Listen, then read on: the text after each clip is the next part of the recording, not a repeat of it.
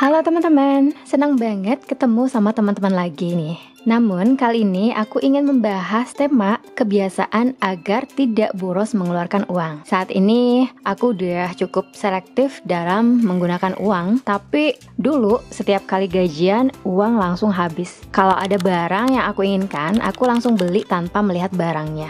Aku tidak bisa memilah antara kebutuhan dan keinginan sehingga aku nggak pernah bisa menabung. Setelah aku mulai sadar pentingnya berhemat, aku mulai membentuk kebiasaan-kebiasaan yang membuat aku jadi tidak mudah mengeluarkan uang. Seringkali aku berpikir, seandainya aku tahu kebiasaan ini sejak dulu, maka dari itu aku membuat video ini agar teman-teman bisa mulai berhemat dan menabung. Bagi teman-teman yang sering tidak sadar dan boros atau ingin mulai menabung lebih banyak, aku harap ini bisa menjadi referensi. Setelah menonton video ini, teman-teman bisa mengubah mindset bahwa berhemat itu bukan menyiksa diri, tapi menjadi kebiasaan alami. Teman-teman bisa membentuk pola hidup yang memungkinkan menabung secara alami tanpa harus memaksakan diri. Semua kebiasaan ini bisa langsung teman-teman mulai hari ini juga, jadi pastikan simak sampai akhir ya. Kebiasaan pertama, mencatat pengeluaran dan memahami posisi keuangan saat ini. Ini adalah kebiasaan pertama yang paling penting. Ketika mendengar kata mencatat keuangan atau membuat catatan rumah tangga, pasti banyak yang langsung merasa ribet banget sih. Tapi sebenarnya inilah titik awal segalanya. Karena kalau teman-teman tidak tahu kondisi keuangan saat ini, itu seperti teman-teman tahu tujuan perjalanan, tapi tidak tahu di mana teman-teman berada sekarang. Dulu aku juga menggunakan uang dan mencoba berhemat hanya berdasarkan perasaan. Tapi perasaan aja ternyata nggak bisa diandalkan. Saat aku mulai mencatat pengeluaran, aku tuh baru sadar banget ternyata aku banyak banget belanja baju. Terus ada langganan yang udah aku pakai tapi masih bayar tiap bulan. Setelah melihat fakta dalam bentuk angka, aku bisa menyadari hal-hal yang perlu diperbaiki. Dan aku langsung ambillah tindakan, yaitu mencatat pengeluaran dan menguraikannya. Kalau tidak bisa mencatat setiap bulan, cukup cek pengeluaran 3 bulan terakhir aja juga udah cukup. Itu pun sudah bisa menunjukkan pola pengeluaran dan pemborosan. Setelah bisa melakukan review dalam perbaikan, cek ulang per 3 bulan atau 6 bulan, sesuai dengan ritme teman-teman sendiri. Ini adalah awal paling berpengaruh untuk mulai hidup hemat. Kebiasaan yang kedua, tunda pembelian selama seminggu. Saat kita membeli sesuatu yang menarik, keinginan untuk membeli langsung bergelora. Apalagi kalau lihat produk rekomendasi di sosial media, atau ada diskon besar-besaran, atau tulisan seperti gratis ongkir hari ini aja. Ini pasti bikin tangan gatel langsung ngeklik beli. Coba deh berhenti sejenak. Kalau teman-teman langsung beli, berarti teman-teman terjebak strategi iklan tersebut. Di sini untuk mencegahnya, yang aku lakukan adalah membuat draft seperti aturan 1 minggu. Misalnya, kalau ingin sesuatu, aku tidak langsung beli, tapi memasukkannya ke dalam draft favorit atau draft keinginan. Dan baru diputuskan setelah 1 minggu.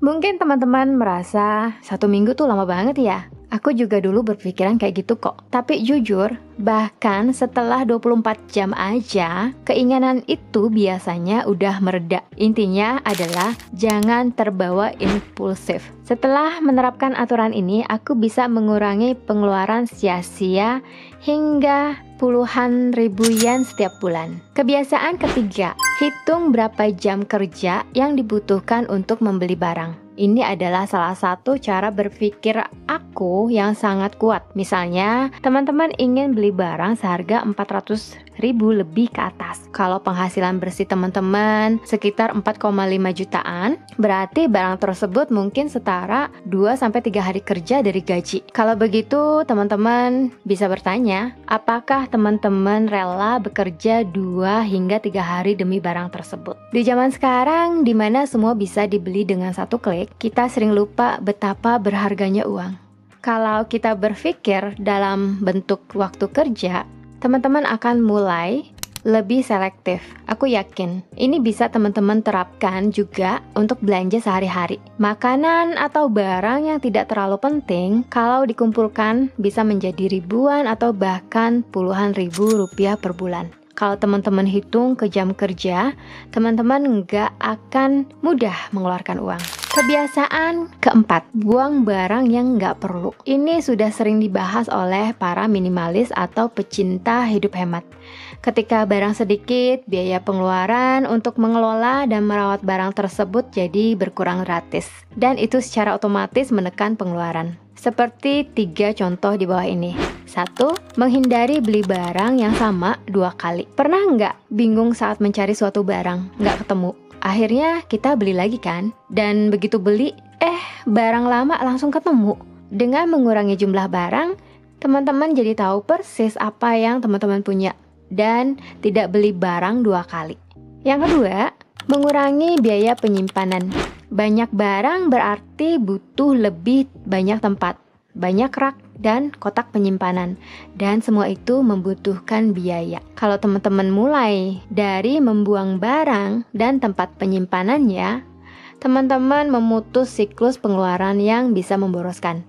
Yang ketiga, menjadi lebih selektif dalam berbelanja. Kalau ruangan sudah rapi dan minimalis, teman-teman pasti jadi enggan untuk menambah barang baru. Jadi saat ingin beli sesuatu, teman-teman otomatis akan berpikir, emang ini beneran dibutuhin nggak sih? Bisa nggak pakai yang ada? Pada akhirnya, bukan cuma uang yang terkumpul, tapi juga ketenangan batin. Kebiasaan yang kelima, jauhkan diri secara sadar dari sosial media dan iklan.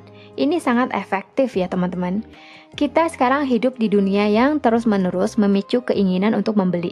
Buka sosmed, isinya review produk, rekomendasi, diskon, dan lainnya. Semua dirancang agar kita merasa butuh dan tergoda untuk membelinya. Di sini aku membaca survei dari FNN menunjukkan 75% orang membeli sesuatu yang tadinya mereka tidak merencanakan setelah melihat iklan dari sosmed. Mereka belilah. Itu angka yang luar biasa ya, luar biasa besar. Pasar iklan media sosial juga terus bertumbuh. Setelah aku membacanya di surat kabar di Jepang sendiri, diperkirakan mencapai lebih dari 2 triliun dalam bentuk yen pada tahun 2029.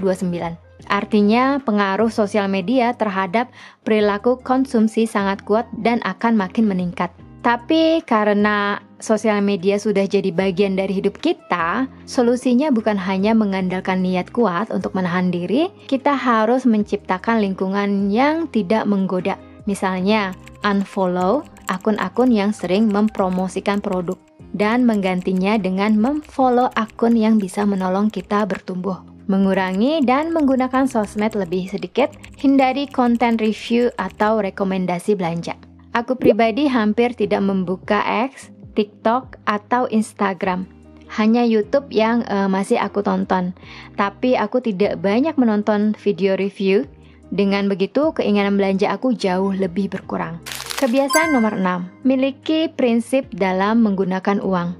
Yang terakhir dan tidak kalah penting adalah memiliki prinsip pribadi tentang bagaimana menggunakan uang. Dulu aku menggunakan uang karena ingin terlihat keren, takut dianggap nggak gaul, atau hanya karena ingin pelampiasan stres.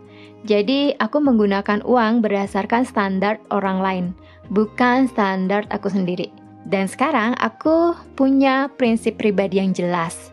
Ada 4 prinsip utama, yaitu gunakan uang untuk pengalaman, bukan barang. Pengalaman di sini seperti pengalaman liburan bersama keluarga, waktu berkualitas dengan teman, memberikan kebahagiaan jangka panjang. Selanjutnya, gunakan untuk menjaga kesehatan. Tubuh adalah aset. Kalau tubuh sehat, teman-teman bisa terus bekerja, menikmati hidup, dan tidak perlu mengeluarkan biaya besar untuk pengobatan. Jadi, aku tidak ragu mengeluarkan uang untuk makanan sehat, olahraga, atau alat yang menunjang gaya hidup sehat. Gunakan untuk hal yang selaras dengan nilai diri sendiri. Misalnya teman-teman suka belajar atau berkembang, maka berinvestasi pada buku, kursus, atau pengalaman baru adalah pengeluaran yang sepadan. Jangan terlalu peduli dengan tren mode, gaya, dan gengsi, agar teman-teman tidak perlu buang uang untuk beli sesuatu hanya demi gengsi dan gaya. Dengan punya prinsip ini, teman-teman tidak gampang tergoda iklan atau pendapat orang lain. Berikan sebagian untuk orang lain atau masa depan.